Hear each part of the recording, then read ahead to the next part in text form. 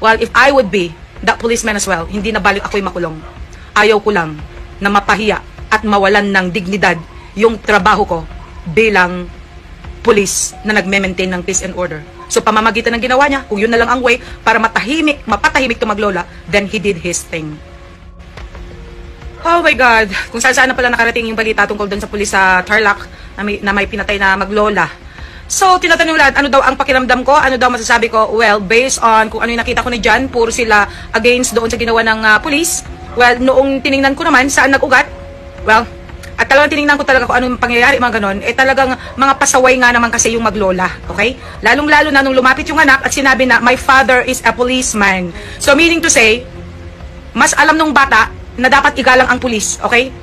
At saka isa pa, ang pulis, peace and order, ang kanyang ginagampan ng trabaho. First of all, ano bang ginawa nila?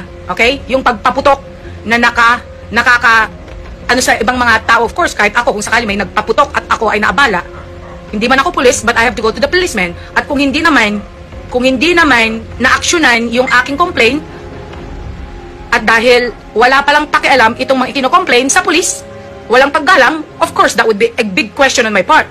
Diba? So, katulad nito, yung anak ang nag-react na mismo. Nakikita ko nagbibideo siya. Hanggang sa nakita na niya na talagang wala na talagang paggalang sa pulis yung Maglola.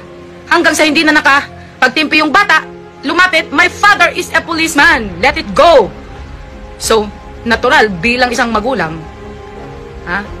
pinalaki mo yung bata na yan, with respect, iginagalang ka bilang policeman. Anong gagawin ko? Hayaan ko na lang ba na babastusin yung trabaho ko? Babastusin yung ginagampanan kong katungkulan bilang pulis? At hahayaan ko na lang na i-manipulate ako itong mga Maglolang ito na wala silang pakialam?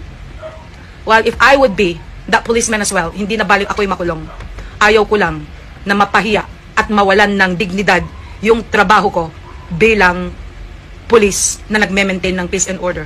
So pamamagitan ng ginawa niya, kung yun na lang ang way para mapatahimik to Maglola, then he did his thing. That's what I think. Diba? Ano ang dapat niyang gawin?